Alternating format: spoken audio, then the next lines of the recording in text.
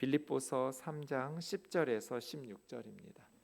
빌립보서 3장 10절부터 16절 말씀까지 한 절씩 교독하겠습니다. 내가 그리스도와 그의 부활의 권능과 그 고난에 참여함을 알고자 하여 그 죽으심을 본받아 어떻게 해서든지 죽은 자 가운데에서 부활에 이르려 하노니 내가 이미 얻었다 함도 아니요 온전히 이루었다 함도 아니라 오직 내가 그리스도 예수께 잡힌 바 된 그것을 잡으려고 달려가노라. 형제들아, 나는 아직 내가 잡은 줄로 여기지 아니하고 오직 한 일, 즉 뒤에 있는 것은 잊어버리고 앞에 있는 것을 잡으려고 표대를 향하여 그리스도 예수 안에서 하나님이 위에서 부르신 부름의 상을 위하여 달려가노라. 그러므로 누구든지 우리 온전히 이룬 자들은 이렇게 생각할지니 만일 어떤 일에 너희가 달리 생각하면 하나님이 이것도 너희에게 나타내시리라. 같이요. 오직 우리가 어디까지 이르렀든지 그대로 행할 것이라. 아멘. 우리 수요일마다 본문 어제 그 두란노 출판사에서 목회자들이 주로 보는 월간지가 이제 목회와 신학이라는 책이 있거든요. 거기에 이렇게 뭐 좀 기고할 게 있어서 우리 교회 방문해서 인터뷰하는 과정 중에 코로나 사건 이후에 한국 교회가 어떻게 달라져야 되고 어떻게 돌파해 내가야 될까 그런 대화들을 하면서 저는 이제 두 가지로 봤어요. 코로나 사건 이후에는 교회는 가장 중요한 것이 성도님들 한 사람 한 사람이 교회에 나오든 못 나오든 어떤 상황이 앞으로 전개되든지 자신의 신앙을 스스로 잘 성령 충만하게 이끌어갈 수 있는 자립적 신앙을 갖춰주는 게 필요하다. 그래서 교회에 의존하고 목회자에 기대어서 신앙생활했던 이런 패턴에서 가정에서든지 직장에서든지 교회에서든지 자기 주도적인 신앙, 자립적인 신앙으로 말씀을 가지고 이렇게 볼 수 있도록 이런 훈련이 되어 있는 것들이 굉장히 중요하다. 그런 의미에서 우리 교회에서 매일매일 말씀을 큐티하고 매일 성경을 가지고 어려서부터 아이들에게 날마다 말씀 묵상하고 그렇게 하는 것들이 굉장히 필요할 것 같다. 이게 첫 번째였습니다. 그래서 성도들이 교회에 나와서 목회자에 의존해서 그러다 보니 이제 목회 패러다임도 목사가 성도의 가정이나 어떤 직장에 신방을 가던 그런 패턴에서 좀 바뀌어야 될 거다. 목사가 1년에 몇 번이나 가겠어요? 성도의 가정에, 성도의 직장에. 교회가 커질수록 더더군다나 몇 번이나 가고 1년에 뭐 두세 번, 한두 번 찾아가는 그 목사의 신방 예배가 그 성도의 신앙생활에 어떤 유익이 될까요? 뭔가 뭐 신비적인 목사님이 우리 집에 와서 예배하시면 복이 임하고 물론 그런 사모함은 있어야겠지만 실질적으로 목회자가 가서 방문하는 신방 중심 스타일의 목회 형태도 바뀌어야 될 거다. 성도들 스스로가 신앙생활을 자립적으로 할 수 있는 힘을 길러주는 것. 그러려면 성경을 바르게 해석하고 스스로 적용하고 날마다 하나님의 말씀인 성경을 바르게 읽고 해석하면서 은혜 받고 또 그 말씀 붙들고 기도하고 삶 속에서 순종하고 이런 어떤 개개인의 성도들의 자립적인 신앙을 그 힘을 길러주는 것이 매우 중요할 것이다 라고 봤고요. 두 번째는 교회가 쓸데없는 일을 이제는 좀 없앨 필요가 있다는 거예요. 왜냐하면 우리 당장 못 모이잖아요. 이런 일들이 반복되면 정말 이제는 교회는 본질에 충실하고 정말 교회가 해도 되고 안 해도 되는 프로그램들은 다 좀 과감하게 없애고 꼭 필요한 것에 집중하면서 본질에 충실해야 할 것 같다. 이게 이제 제 생각이라고 말씀드렸는데 그리고 나서 이제 제가 생각하는 본질이 뭘까 하면 저는 세 가지로 봤어요. 하나, 예배 드리는 거. 교회가 예배하는 게 본질이죠. 가장 중요한 성도들의 신앙에 예배 잘 드릴 수 있도록 예배 시간에 그렇게 은혜롭게 충실하게 하나님 앞에 나아가는 것.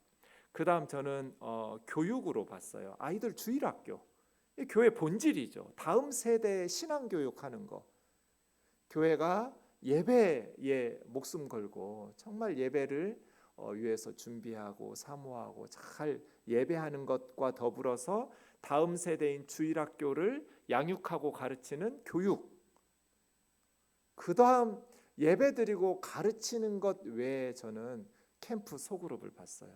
그냥 예배만 드리고 흩어져 버리면 그냥 개인적으로 예배하고 하나님하고 관계에서 끝나버리지만 소그룹으로 캠프가 모여서 서로 기도해주고 말씀으로 양육하고 같이 전도하고 성도들의 형편을 찾는.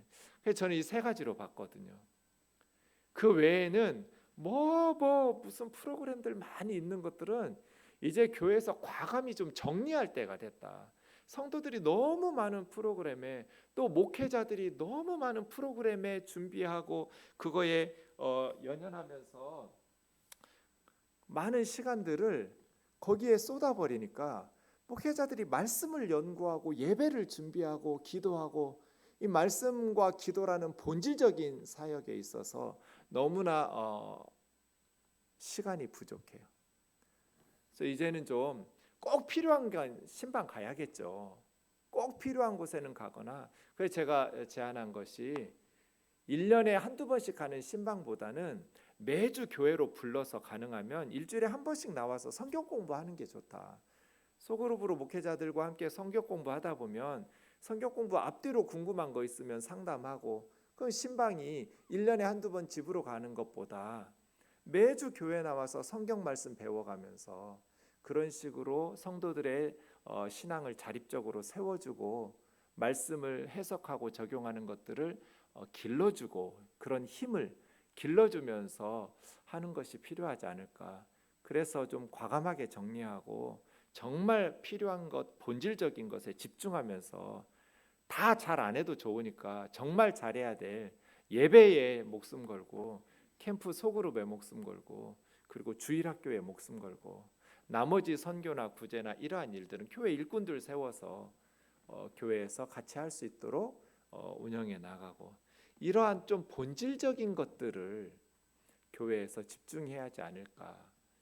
막 목회자로서 저도 목사지만 교회에서 너무 그냥 아무것도 안 하는 것 같고 뭔가 좀 축 처져 있는 것 같으니까 자꾸 뭔가 막 눈에 보이는 행사나 프로그램이나 이런 것들을 계속 하면 교회가 뭔가 움직이는 것 같고 살아있는 것 같고 하지만 사실은 별로 효과적인 것들 별로 없잖아요. 요즘은 전도를 그렇게 해서 되지도 않고요.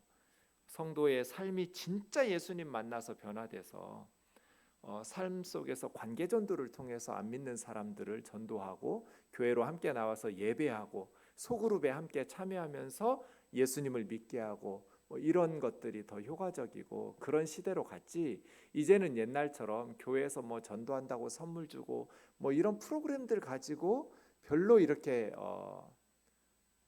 효과적이지도 않고 세상에 더 많은 돈을 들여서 하는 그런 공연이나 행사나 이런 것들 너무 많고요. 굳이 교회에서 그런 것들이 따라갈 수도 없고 효과적이지도 않고, 그래서 코로나 이후에는 더더군다나 우리가 좀 집중해야 될 것 같다. 성도님들 한 분 한 분을 성경을 바르게 해석하고 적용하는 거. 특히 제가 주목하는 게 이제 4차 혁명 시대 하는데 4차 혁명 시대에 이미 진입했고요. 4차 혁명 시대의 핵심을 저는 미래 세대의 핵심을 이렇게 봐요. 평등. 예전에는 위에서 명령하면 상명하복이었어요. 아래서는 복종하는 이런 어떤 문화였다면 4차 혁명 시대의 핵심은 이제는 상명하복의 문화는 끝나는 거예요. 요즘 젊은 애들은 위에서 명령한다고 안 들어요. 자기가 동의하고 자기 의견이 이렇게 소통되면서 동의가 돼야 움직이지, 위에서 명령한다고. 그런 식으로 보면 저는 한국 교회가 가장 4차 혁명에 망하기 좋은 상태라고 봐요. 지금 교회의 모습은 위에서 명령해요. 특히 우리 교단 60대 이상의 대부분 나이 많으신 당회의 남자들이 결정해서 명령하면 밑에 젊은 사람들은 따르라. 이런 식으로 의사결정이 진행되면 우리 교단은 젊은이들이 다 사라질 거다. 굉장히 위험한 4차 혁명 시대에 가장 큰 피해를 볼 수 있는 문화적 의사결정 구조의 형태가 지금 우리 합동교단이다. 있는 곳에서 저는 언제나 이 얘기해요. 요즘 젊은 세대들은 무조건 시킨다고 순종하고 복종하라고 하면 복 받으려면 복종해, 이런 말은 귀에 들어가지도 않는다. 그러면 어떻게 해야 되는가? 진짜 복음, 진짜 기독교. 여러분, 진짜 기독교의 핵심, 복음의 핵심이 평등성이잖아요. 그리스도 예수 안에서는 유대인도 없고 이방인도 없고 남자도 없고 여자도 없고 로마 시민권자도 없고 노예도 없고 다 예수 그리스도 안에서 형제 자매고, 이런 진짜 기독교, 로마 제국을 뒤집어 엎었던 이 복음의 혁명성, 사람을 완전히 변화시키고 그 사회를 너무너무 아름답게 변화시켜가는, 저는 진짜 복음, 진짜 예수, 진짜 기독교를 전하면 누구보다도 젊은이들이 미칠 것 같아요. 이 예수님이 너무 좋아서. 제가 그랬거든요. 진짜 복음을 전하고 진짜 예수님을 전하면 4차 혁명 시대에 그 어떤 기관, 그 어떤 공동체보다 젊은이들을 정말 열광하게 만드는 것이 이 예수님의 복음이고 신약 성경의 예수 그리스도의 복음이고 기독교라고 저는 확신해요. 그럼 한국 교회는 이게 성경적 복음적 기독교가 아니에요. 제가 볼 때는 아무리 제가 속해 있으니까 좋은 점수를 주고 싶어도, 애정이 있어도 정직하게 말하면 한국 기독교는 성경적 기독교가 아니라 유교적 기독교예요. 성경적 기독교와 유교적 기독교의 가장 큰 차이점은 평등성이에요. 그리스도 예수 안에서는 누구라도 다 존중받고 귀하게 여기는 이 복음의 평등성 말이에요. 유교적 질서의 핵심은 뭐예요? 위에서 계급적 질서를 만들어 놓고 남녀를 구분해 놓고 억압하고 윽박지르는 거잖아요. 계급적 질서를 견고하게 만들어 놓고 복종을 강요하는, 물론 그것도 잘못된 유교죠. 한국에서 잘못된, 제대로 된 유교는 또 그게 아닐 거예요. 그러나 어쨌든 한국식 샤머니즘적 유교적 기독교로 교회 내에서 계급적 질서를, 이건 종교개혁의 원리에도 맞지 않고요. 만민이 제사장이고 왕 같은 하나님의 백성으로 평등성을 강조하고 있는 종교개혁의 원리에도 맞지 않아요. 그래서 4차 혁명 시대에 이제는 목사니까 주의 종의 결정에 복종하고 순종하라는 뭐 이런 소리나, 당회에서 결정한 대로 순종하고가 아니라 목사와 당회가 결정한 것을 교우들과 함께 토론하고 또 같이 의견을 나누고 교우들의 의견을 잘 청취하면서 당회나 목회자들이, 그래서 젊은이들을 같이 설득하고 대화하고 토론하고 젊은이들의 의견을 수용하고 같이, 그래서 젊은이들이 자기들의 의견, 자기들의 생각들을 교회에 반영시켜주고 같이 더불어 함께 노인 세대도 젊은 세대도 서로 공존하면서 같이 함께 나아가는, 이게 이제 4차 혁명 시대에 필요한, 위에서 명령하고 밑에서는 복종하는, 젊은 애들은 무조건 따르는 이런 시대로 하면 교회가 어려워질 것이고 특별히 우리 교단은 위험하다, 이렇게 보는 거예요. 저는 이걸 빨리 바꿔라. 그럼 좀 안 불안해도 된다. 왜요? 하나님의 말씀인 성경이 있으니까. 우리는 하나님의 말씀인 성경이 있으니까 그 하나님의 말씀인 성경을 가지고 바르게 우리가 해석하고 적용하기만 하면, 저것만 하면, 성경을 제대로 해석해서 제대로 순종하면서 적용하기만 하면 걱정할 필요 없다. 교회는 역동성 있게 아주 생동하면서 살아난다. 모든 세대에 하나님의 말씀인 성경은 가장 강력한 힘으로 사람들을 변화시켜 줄 테니까요. 그래서 한 사람 한 사람 이런 어떤 성경 해석과 적용을, 자립적인 신앙을 키워주는, 이 역량을 각 성도들에게서 키워주는 게 굉장히 중요하다고 봐요. 여러분도 또 우리 교회도 이러한 방향으로 나아가야만 미래 세대에 성령님께서 역사하셔서 모든 세대에 힘있게 교회가 역동성을 가지고 사명을 감당할 수 있다라는 것을 항상 기억하시고 기도해 주시면 좋겠어요. 1절에서부터 14절까지 제가 좀 읽을게요. 끝으로 나의 형제들아 주 안에서 기뻐하라. 너희에게 같은 말 쓰는 것이 내게 수고로움이 없고 너희에게 안전하니라. 개들을 삼가고 행악하는 자들 삼가고 몸을 상해하는 자들을 일들을 삼가라. 하나님의 성령으로 봉사하고 그리스도 예수로 자랑하고 육체 신뢰하지 아니하는 우리가 곧 하나님의 언약 백성 할례파다. 그러나 나도 육체를 신뢰할 만하며 만일 누구든지 다른 이가 자신의 육체를 세상적인 것들을 자랑하고 신뢰할 것이 있다고 생각한다면 나는 누구에게도 뒤지지 않는, 나 더욱 그러한 육체를 신뢰하고 자랑할 게 많은 사람이다. 나는 8일 만에 할례 받았고 이스라엘 족속이고 베냐민 집하고 히브리인 중에 히브리인이고 율법으로는 바리새인이고 열심으로는 교회를 박해하고 율법의 의로는 흠이 없는 자라. 그러나 무엇이든지 내게 유익했던 것들을 내가 예수 그리스도를 위해서 다 손해로 해로 여길 뿐더러 또한 모든 것을 해로 여기는 것은 내 주 그리스도 예수를 아는 지식이 가장 고상하기 때문이라.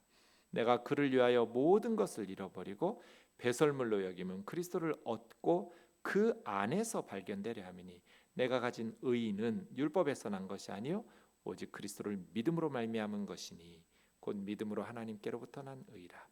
내가 그리스도와 그 부활의 권능과 그 고난의 참여함을 알고자 하여 그의 죽으심을 본받아 어떻게 해서든지 죽은 자 가운데서 부활에 이르려 하노니 내가 이미 얻었다 함도 아니요 온전히 이루었다 함도 아니라 오직 내가 그리스도 예수께 잡힌 바 된 그것을 잡으려고 달려가노라. 형제들아 나는 아직 내가 잡은 줄로 여기지 아니하고 오직 한 일 즉 뒤에 있는 것은 잊어버리고 앞에 있는 것을 잡으려고 표대를 향하여 그리스도 예수 안에서 하나님 위에서 부르신 부름의 상을 위하여 달려가노라.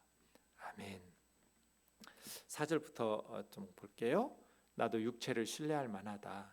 육체라고 말한 것들 두 가지가 있었죠. 태어나면서부터 생긴 출생으로 얻은 특권들, 그리고 태어난 이후에 스스로 이루어 놓은 자랑과 업적들, 그걸 육체를 신뢰한다라고 말하는.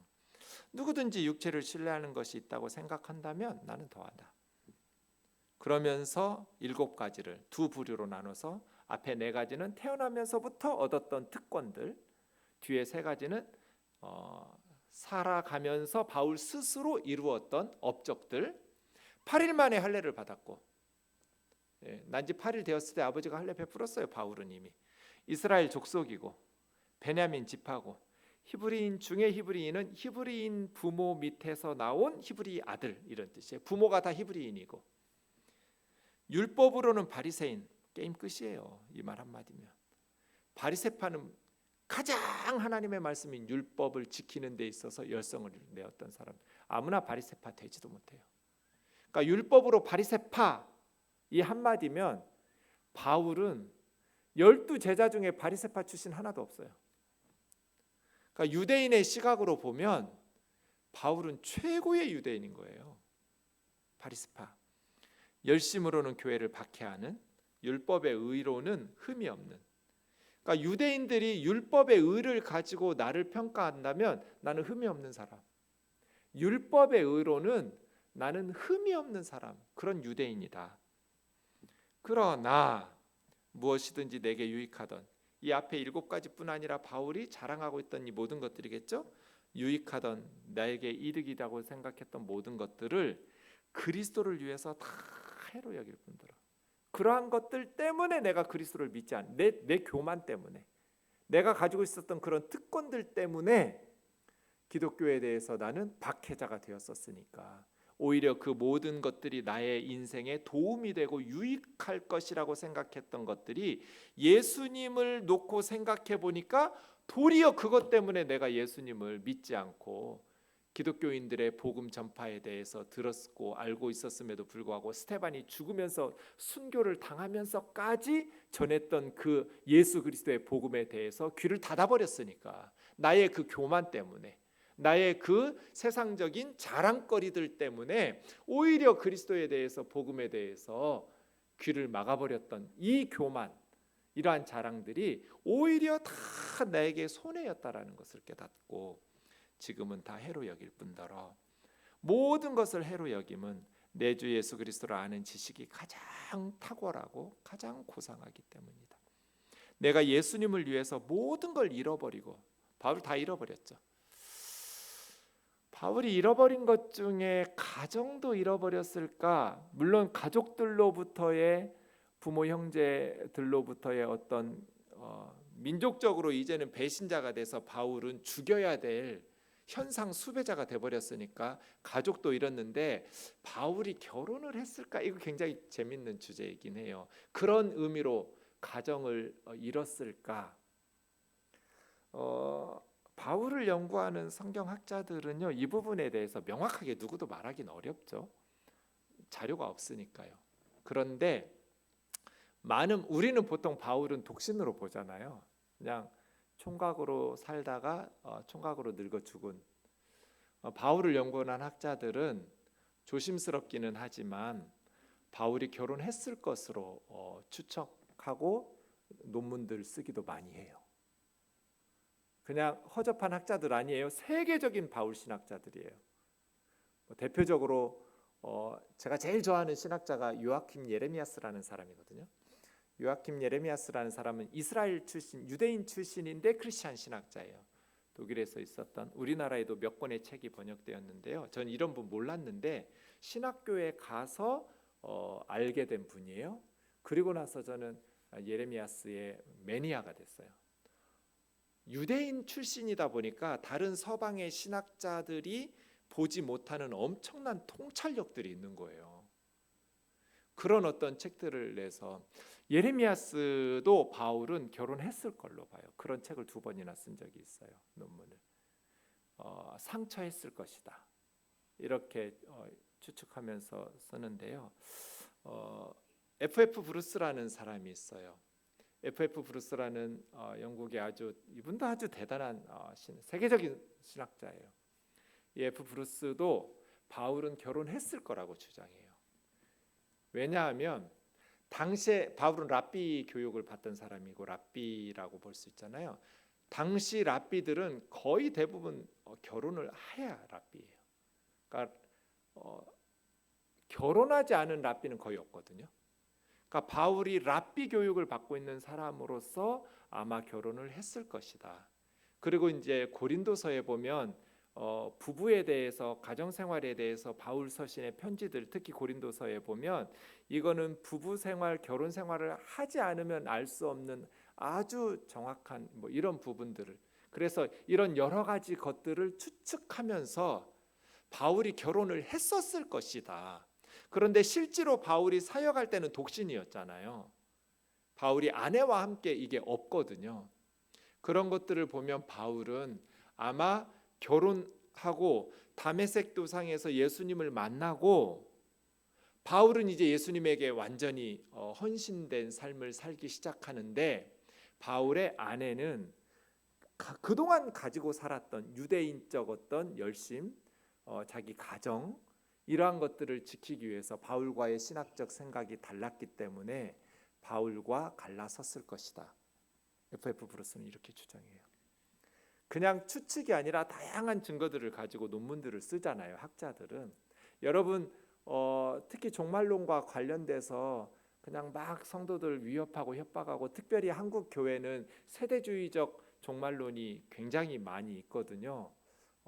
그래서 막 주님 재림하기 전에 믿는 자들이 휴거하고 7년 대환란이 있고 7년 대환란을 통과하고 나야 주님의 재림 그 다음에 있고, 그 다음 천년왕국이 있고, 이게 세대주의적 전천년설을 주장하면서, 그래서 막 그 사람들이 주장하는 것들은 임박한 주님의 재림을 막 강조하면서 자기 집단에 들어와야 7년 대환란을 통과하고 재림의 주님 안에서 휴거하고 이렇게 천년왕국으로 들어간다. 이렇게 한국교회 종말론은 굉장히 이단적인 세대주의적 전천년설적인 그런 어떤 흐름이 있어서 언제 시간이 되면 제가 바로 잡아주겠지만 이런 부분들의 가르침들이 많아서 굉장히 성도들이 종말을 하면 이 주님의 재림을 통해서 완성되고 눈물도 없고 죄도 없고 막 이런 희망과 기쁨이 있는 반면에 한편으로는 7년 대환란이 있다는데 막 휴거 안 되면 이런 어떤 두려움과 공포가 있거든요.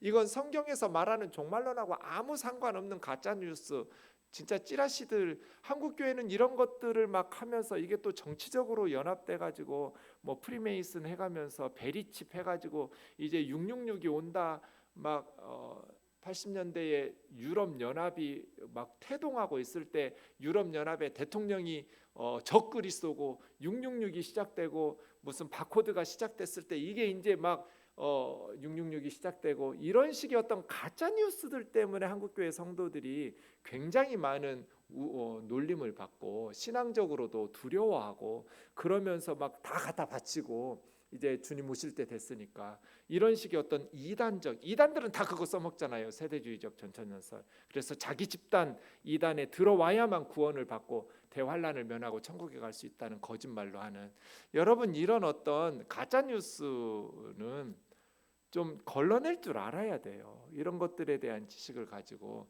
정말 논문으로 제대로 인용될 수 있는 내용들 신학자들이 그리고 성경적으로 합리적으로 모든 문헌이나 증거들을 통해서 2000년 기독교 역사의 유산이 있으니까 그러한 것들을 가지고 바른 신앙을 성경 해석을 가져야 되는데 한국 교회는 너무 가짜 뉴스로 성도들이 이렇게 두려움 속에서 행복과 평안과 종말은 진짜 구원의 완성인데 너무나 행복한 사건인데 두려움을 가지고 막 세대주의적 전천년설에 빠져가지고 이런 것들이 참 많거든요. 그런 것들을 좀 지혜롭게 성경으로 걸러내야 돼요. 가짜 뉴스에 속지 말고 정말 성경학자들이 신학자들이 박사 논문이나 박사들의 논문에 나올 수 있는 정확한 근거와 성경적 해석과 그리고 기독교 역사와 전통과 지금 현재도 나와 있는 그러한 현상들을 논문에 실릴 수 있는 내용들 말이에요. 제대로 된 지식, 바른 성경 지식과 바른 과학적 지식과 역사적 지식과 모든 것들을 좀 걸러낼 수 있어야 돼요. 그래서 너무나 많은 가짜 뉴스들이 교회를 오히려 어지럽혀서 성도들이 불안해하고 바른 신앙에서 벗어나고 이단들이 활동하기 딱 좋은 상황으로 한국 교회가 가르치고 목회하고 그러다 보니까 너무나 엉터리 목사들 이단들에게 성도들이 너무나 쉽게 넘어가 버리고 미혹을 당하는 이러한 모습들을 좀 배격해야 돼요. 내 주 예수 그리스도를 아는 지식이 가장 고상하기 때문에 모든 것을 잃어버리고 배설물로 여긴다. 이 속에 성경학자들은 가정도 뭐 확신 있게 말할 수는 없지만 꽤 근거 있는 논문들이 나오고 있고 오래전부터 나왔다라는 것. 그렇다면 바울은 예수님 때문에 가정 깨진 거잖아요. 예수님 때문에 그동안 우리 가족의 자랑이고 영광이라고 생각했고 우리 이스라엘의 우리 유대교의 미래를 짊어지고 나갈 촉망받던 젊은이라고 생각했던 모든 것을 지금 다 잃어버린 거잖아요. 예수님 만난 후에 바울은 가족으로부터 기대를 받았고 가족으로부터 사랑을 받았고 인정받았고 또 친구들과 선후배들과 스승들과 그동안 자기가 누리고 있었던 그러한 유대교 이스라엘 사회에서 가지고 있었던 모든 특권들을 다 잃어버리고 딱 예수 하나 얻은 거잖아요. 바울의 인생에 있어서는 예수님을 하나 얻기 위해서 바울은 그동안 자기가 누리고 일구었던 모든 것들을 다 잃어버렸잖아요. 그 가운데 아내와 가정까지도 지금 바울 신학자들은 꽤 설득력 있는 논문들로 있었을 것이다라고 보는 거거든요. 그건 우리가 천국에 가서 확인해야 겠지만 어쨌든 바울은 예수님 하나를 얻기 위해서 다 잃어버렸어요. 하지만 그 모든 것을 배설물처럼 여긴다. 아까워하지 않고 나는 예수님 왜요? 그것들이 별거 아니어서 자기가 가지고 있던 것들이 뭐 시답지 않아서가 아니라 정말 대단한 것들이었지만 예수님이 너무나 귀해서 예수님하고 비교하면 배설물 같은 거라는 거예요. 정말 대단한. 나는 그리스도를 얻고 그리스도 안에서 발견되려 함이니 내가 가진 의는 율법. 이게 이제 개들을 삼가고 몸을 상해하는 자들을 삼가고 3절에서 말하는 그거잖아요. 바울이 말했던 많은 사람들이 자랑하고 했던 그렇게 자기 육신을 자랑하면서 2절에서 말했던 행악하는 자들, 몸을 상해하면서 할례 받아야, 포경 수술해야, 율법 지켜야 이런 자들을 배격하는 말이죠. 율법에서 난 의가 아니고 율법 지켜서 내가 의로워진 것이 아니고 그리스도를 믿음으로 내가 가진 의는 예수 그리스도 안에서 그리스도를 믿음으로 난 하나님이 주신 내가 일군 의가 아니라 하나님이 주신 의라고 말하는 거죠. 내가 그리스도와 그 부활의 권능과 고난의 동참함을 알고자 하여. 세 가지죠. 그리스도를 아는 것. 바울이 그리스도를 몰라요? 알죠. 지금 예수님 만난 지 20년이 지났는데요. 선교사로, 목회자로, 사역자로 20년이 넘었어요. 그리스도를 알죠. 바울이 한 35년경에 다메섹 도상에서 예수님 만난 것으로 추측되거든요. 주후 30년에 십자가 사건이 있었고 한 5년쯤 지난 후 35년쯤 다메섹 사건이 있었을 걸로 봐요. 여러 가지 연도 측정해 보면. 그리고 지금 빌립보서를 쓸 때는 바울은 60년 되니까요. 벌써 30년 훨씬 전이에요. 내가 그리스도를 몰라? 알죠. 그런데 저는 이런 바울의 자세가 정말 좋은 것 같아요. 그리스도를 안다고 할 때 우리는 바울도 지금 순교를 앞두고 그리스도를 알고자 하여 나 다 알아 이게 아니잖아요. 바울이 경험했던 그리스도 엄청나잖아요. 정말 많은 경험들이 있었음에도 불구하고 나는 그리스도를 다 안다. 나 정도 아는 사람 없다. 이런 교만이 아니라 더 알고 싶은 거잖아요. 예수님을. 여러분 우리가 십자가를 다 알아요? 알죠? 아니까 예수 믿었죠. 그런데 아무리 알아도 다 알지 못하는 게 십자가 같아요. 저는. 그래서 그의 고난을 알고자 하여. 이 십자가거든요. 부활을 알고자 하여. 부활의 능력. 부활을 못 믿는다 이런 게 아니에요. 바울은 주님의 부활을 믿어요. 그리고 자기가 죽으면 부활할 거 알아요. 그런 이야기가 아니라 지금 이 땅에서 부활의 능력, 그 부활의 영향력 말이에요. 그 부활의 힘을 알고자 하여. 8절에 보면 내가 모든 것을 해로 여기고 배설물로 여기는 것은 내 주 그리스도 예수를 아는 것. 그 내 주 예수 그리스도를 아는 지식이 가장 고상하다 할 때 그리스도를 안다라고 말했었는데 8절에서 그 그리스도를 안다라는 것이 10절에 다시 알고자 하여 하는데 이게 십자가와 부활이 핵심이고요. 그리스도를 아는 것, 십자가와 부활. 그래서 그의 죽으심을 본받아 어떻게 해서든지 죽은 자 가운데서 부활에 이르려 하노니. 예수님의 죽으심을 본받아. 이건 뭐예요?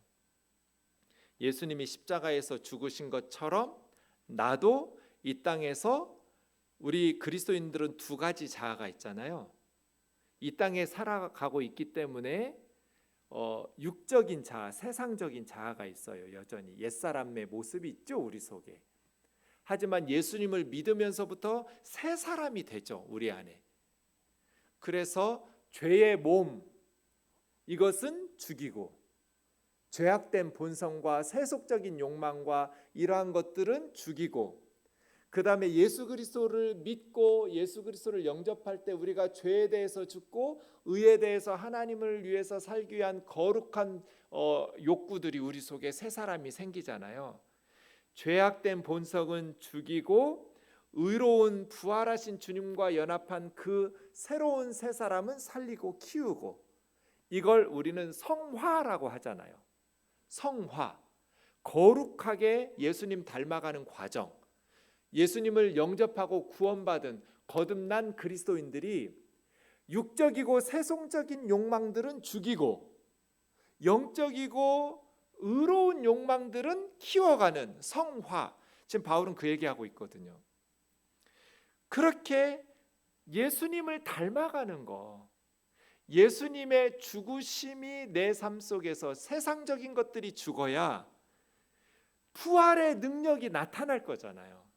우리는 예수님을 믿는다는 건 예수님과 함께 죽고 예수님과 함께 다시 부활하는 것이 예수 믿는 거거든요. 이것을 극으로 나타낸 게 세례잖아요. 물속에서 예수의 이름으로 물 안에 들어가면 죽은 거예요. 계속 누르면 죽죠. 물속에서 익사당해요. 그런데 다시 예수님과 함께 물 위로 올라오는 건 부활이거든요. 세례가 의미하는 것은 예수님이 십자가에서 죽었지만 하나님께서는 내가 죽은 것처럼 여기실 거잖아요. 예수님이 십자가에서 죽으실 때 우리 대신 죽으셨으니까 내가 예수님과 함께 십자가에서 죽으신, 나는 안 죽었는데 하나님께서 그렇게 여기신다는, 이게 예수 믿는 거예요. 그게 세례예요. 예수님과 함께 십자가에서 내 죄 때문에 예수님이 대신 죽었으니까 내가 죽은 거예요. 죄악된 본성, 죄 짓는 육적인 자아는 이제 십자가에서 죽어야 돼요. 그리고 예수님이 부활하셨을 때 우리가 예수님을 믿는다는 건 부활하신 예수님과 연합해서 다시 우리는 살아난 거예요. 그래서 실질적으로 보면 하나님께서 우리는 죄에 대해서는 십자가에서 죽었고 하나님에 대해서 이제 거룩하고 착하게 살기 위해서 예수님이 부활하신 것처럼 우리 다시 살아난 거예요. 이게 새 사람이에요. 이전 것은 지나갔으니 보라 새 것이 되었도다. 누구든지 그리스도 안에 있으면 새로운 피조물이 된 거예요. 새로 태어났어요. 여전히 똑같은 모습으로 살아가는 것처럼 보이지만 하나님의 시각으로, 영적인 시각으로 보면 우리는 한번 죽었다가 다시 살아났어요. 그래서 거듭남이라고 말하는 거예요. 거듭, 한 번 더, again, 태어났다, born again, 한 번 더 태어나는 거예요. 거듭남, 중생. 언제 우리가 죽었다가 다시 살아나고 다시 태어났어? 엄마 뱃속에 들어갔다가 다시 태어난 적이 있어? 그런 게 아니라 예수 그리스도를 믿을 때 성령으로, 물과 성령으로 우리가 다시 태어난 거예요. 우리의 옛사람은 십자가에서 죽었고 부활하신 주님과 함께 연합하면서 새 사람으로 born again 한 거예요. 우리 모든 그리스도인들은. 바울 그 얘기하는 거예요. 자, 교리적으로 그렇게 됐으면 이제 내 속에 부활의 능력이 나타나려면 어떻게 해야 돼요? 죽어야 부활을 하죠. 그래서 그의 죽으심을 본받아예요. 바울은 이 땅에 사는 동안에 예수님이 죽으신 것처럼 세상 속에서 세상적인 욕망이나 자아들을 죽이고 교회를 위해서, 성도들을 위해서 희생하는 그런 죽음의 삶을 살아가면서 어떻게든지 내가 죽은 자 가운데서 부활에 이르려 하노니. 여러분, 이건 있잖아요. 우리에게는 지금 어떻게 들릴지 모르겠지만 죽음을 앞두고 있는 바울, 로마 제국에서 재판은 뭐 10년, 5년 이런 게 없어요. 사형 이렇게 재판하지 않아요. 그냥 감옥에 가둬놔요. 그리고 언제 불러다가 처형시킬지 몰라요. 또 언제 불러다가 석방시킬지 몰라요. 그런 재판이에요. 몇 년 산다 이런 게 없는 재판이에요. 로마 제국은. 바울은 지금 황제 숭배 거부하고 로마의 기독교 거부하고 불법 종교 전파한다라는 죄로, 기독교를 전한다라는 죄로, 그래서 사회를 유린하고 지금 로마의 근간을 흐트러 놓고 이런 죄로 감옥에 갇혀 있는 거잖아요. 네로 황제 치하에서. 언제 끄집어내서 처형시킬지 모르는, 오늘이라도 끄집어내서 바울을 처형해도 하나도 이상하지 않은 상황에서 바울이 지금 이 말을 하고 있다고 생각해 보세요. 죽음을 앞둔 사람이에요. 언제 처형될지 모르는 지금 감옥에 갇힌 죄수예요. 바울은 빌립보서 쓸 때. 그런 바울이 소망하는 게 뭐예요? 어떻게 해서든지 죽은 자 가운데서 부활에 이르는 거. 이거 바울에게 있어서는 굉장히 절박한 자기의 문제잖아요. 그러기 위해서 바울은 어떻게 하는 거예요? 이 땅에서 함부로 안 사는 거죠. 왜 그렇게 사냐면 여러분 우선 좀 그리스도 안에서 모든 것들을 발견한다고 할 때 골로새서 그리스도 안에 모든 지혜와 지식의 보화가 감추어져 있다. 그리스도를 아는 지식 속에 모든 지혜와 지식이 다 들어가 있는데 그 그리스도 안에서 내가 부활에 이르려 한다 하는 것이 사실은 3장 21절에 나와 있어요. 예수 그리스도께서 우리의 낮은 몸을 부활하신 영광의 주님의 몸의 형체와 같이 변하게 하실 것. 바울은 지금 요거 기대하고 있는 거잖아요. 죽음을 앞둔 이 바울은 내 이 비천한 몸이 부활하셔서 승천하신 그리스도의 몸과 같은 형태로 변할 것을 기대하고 있는 거잖아요. 그래서 어떻게 해서든지 내가 죽은 후에 부활에 이르는 것, 그리고 지금 이 땅에 사는 동안에도 부활의 능력으로 살아내는 것, 그러기 위해서 나는 날마다 죽노라죠. 주님의 죽으심을 본받아서 교회를 위해서 희생하고 헌신하는 것. 12절 내가 이미 얻었다 함도 아니요 온전히 이루었다 함도 아니라. 이 바울의 자세를 보세요. 나는 천국은 따놓은 당상이야 이러지 않잖아요. 나는 구원에 확신이 있어. 물론 확신이 있죠 바울이. 하지만 이미 빌립보 교회 안에 이미 얻었다, 온전히 이루었다, 이런 교만한 사람들이 있는데 바울은 그렇게 하지 않았어요. 그런 예수님에 대한 믿음이 없는 것도 아니고 구원의 확신이 없는 것도 아니지만 바울의 신앙의 자세는 이미 얻었다, 천국은 따놓은 당상이다, 이게 아니라 그리스도 예수께 잡힌 바 된 그것을 잡으려고 달려간다. 여기서 그리스도 예수께 바울이 붙잡혔어요. 언제? 다메섹 도상 얘기하는 거예요. 다메섹 도상에서 예수님께서 바울을 잡았죠. 바울에게 체포당했어요. 예수님에게 체포당했어요. 바울은 다메섹 도상에서 주님께서 바울을 붙잡았는데 그 붙잡힌 주님 잡으려고는 목적어가 그것을 하려고 했는데 사실 목적어가 없어요. 예수님이 바울을 붙잡았고 다메섹 도상에서, 그 다음에 바울도 그 이후에 뭔가를 붙잡으려고 달려간다고 말하는데 목적어가 없지만 목적어는 그리스도예요. 그러니까 그리스도 예수께서 바울을 다메섹 도상에서 붙잡은 후에 그 후에 바울은 이제는 자기도 그리스도를 붙잡으려고 달려가는 거예요. 근데 나는 이미 얻었다, 이미 온전히 이루었다, 이런 생각 안 하는 거예요. 이게 무슨 말이에요? 13절 형제들아 나는 내가 잡은 줄로 여기지 않는다, 따놓은 당상이다 이렇게 생각하지 않는다. 내가 뭘 근거로? 유대 율법주의자들은 할례를 근거와 율법을 준수한 걸 근거로 나는 이미 이루었다잖아요. 할례 받았으니까, 율법 지켰으니까 온전히 이루었다잖아요. 그런데 바울은 그렇게 여기지 않는다.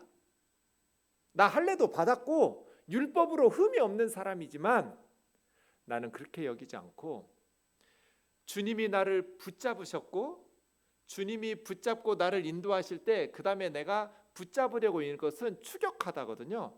나는 그 주님의 뒤를 따라서 열심히 달려가는, 뒤에 한 것은 잊어버리고 이 뒤에 있는 것 사실은 두 가지로 볼 수 있어요. 하나는 자기가 그동안 선교사로서 그리스도인으로서 이루었던 업적들, 내가 했던 것들을 근거로 내가 이렇게 많이 교회 개척하고 이렇게 많은 성도들을 천국 가도록 선교했는데 내가 그렇게 많이 매를 맞고 감옥에 갇히고 그렇게 돌 맞아가지고 죽었다고 성 밖으로 던졌는데 다시 살아나고 굶주리고 헐벗고 이렇게 복음을 위해서 헌신했는데 천국은 당연히 나는 들어가지, 얻었지, 온전히 이루었지 이렇게 생각 안 한다는 거잖아요. 그죠? 내가 다른 사람을 천국에 가게 하고도 내가 버림받을 수도 있다고 생각하는 거잖아요. 내가 교만해져서. 주님을 떠나서. 그래서 나는 뒤에 있는 것은 잊어버리고 해요. 그것 의지해서 이 정도면 됐지, 이 늙은 바울이 자기가 이루어 놓았던 그런 업적의 근거에서 나는 이제 이루었다, 나는 얻었다, 이렇게 하지 않는 거예요. 또 하나는 뒤에 있는 것은 자기가 그동안 교회를 박해하면서 예수님의 죄인 중에 괴수로서 살았던 죄책감이에요. 이전 것은 잊어버리고 해요. 많은 그리스도인들이 주님께서 말씀하셨잖아요. 예수님을 믿을 때 우리의 죄를 기억도 안 해, 다 깨끗이 지워주시겠다고 하는데도 계속해서 죄책감이나 열등감에 빠져가지고 두려움과 공포 속에서 신앙생활을 행복하게 하지를 못해요. 과거의 죄에 얽매여 있어요. 이것도 뒤에 있는 거예요. 성경학자들은 이 두 가지로 봐요. 그러니까 자기가 일군 업적도 잊어버리고, 내가 죄지었던 모든 그런 예수님 몰라서 죄를 지었던, 박해했던 그 모든 죄책감도 예수님 안에서 다 묻어버리고, 앞에 가신 예수님, 앞에 있는 것을 잡으려고 달려간다. 표대를 향해서. 여러분, 여기서 바울은 지금 육상 선수로 비교하는 거죠. 육상 선수가 앞을 보고 달려야지 자꾸 뒤돌아보면 넘어지죠. 뒤 돌아보고 내가 달려온 거 생각하면 제대로 상을 받도록 달릴 수가 없어요. 우리도 그렇게 해라는 거예요. 다음 주에 좀 더 자세히 15절, 16절과 함께 이 부분을 보겠지만, 바울처럼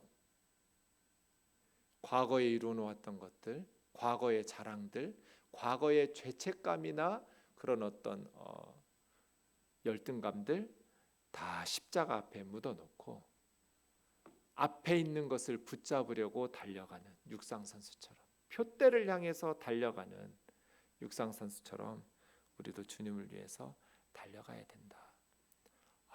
너무 귀한 것 같아요. 정말 바울은 꼰대 기질이 없어요. 청년 같아요. 그죠? 우리도 이렇게 주님을 닮아가도록. 그래서 교회를 위해서, 십자가의 복음을 위해서 나 날마다 죽는다. 교회를 위해서 나는 날마다 희생한다. 말씀 마치겠습니다. 어제 기자들하고 박사님이 오셨는데, 한국 교회의 희망은 어디 있습니까?